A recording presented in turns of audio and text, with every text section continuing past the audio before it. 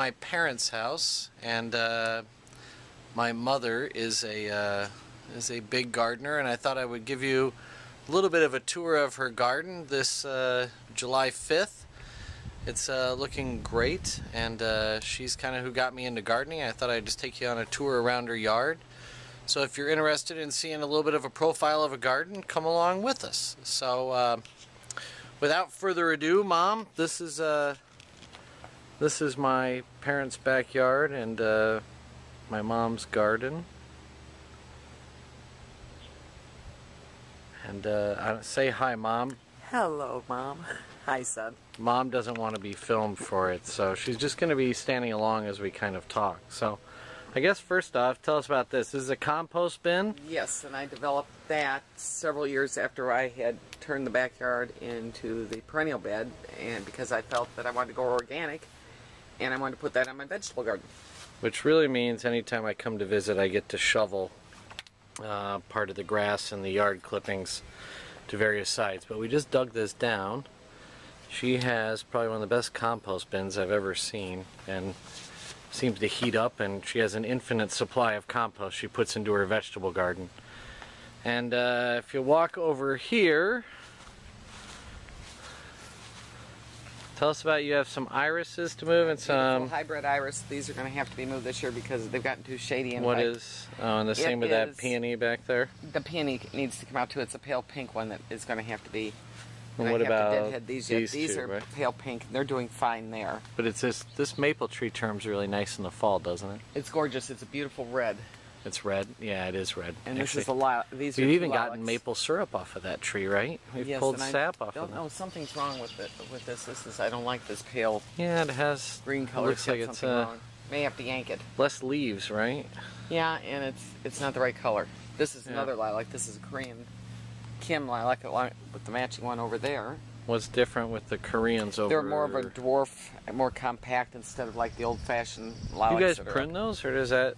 Do you guys have this has been pruned. These two aren't. I don't let them prune it very often. This one just pretty much stays that shape. Yeah, they prune a little bit, but I don't let them get in there and really clip away at their. What is this, Coreopsis? This is Coreopsis, which had spread. That's pretty. And I yanked. It had gotten so big, it had taken over everything back here. All this was all Coreopsis and all along here. So I got out the weed killer and killed half of it. Yeah, nice. And but it's pretty. It like has like a. This is thread leaf. I don't know. It's what is it? 18, 24 inches tall, and yet it's and it's called thread leaf. It almost looks like a neat ground cover. It dies back in the winter completely, so that you're. And then you have a nice bench, and I have a what is like the pots and the urns. And my hybrid daylilies. That rose has got to be moved back there. Yeah, it's a pretty daylily. It's kind of a pinky.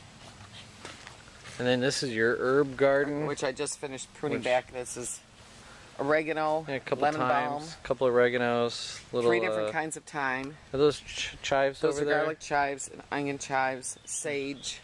And then and the sage. And then the lavender's way over there.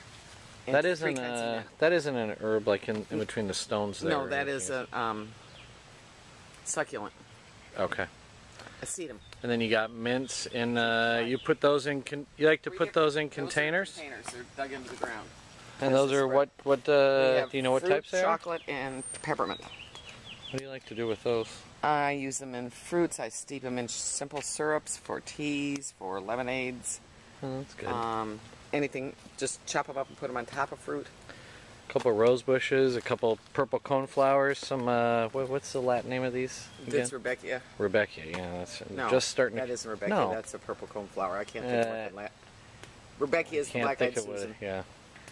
I just was thinking that yesterday. Now I can't think of it, but a rose, the carpet rose.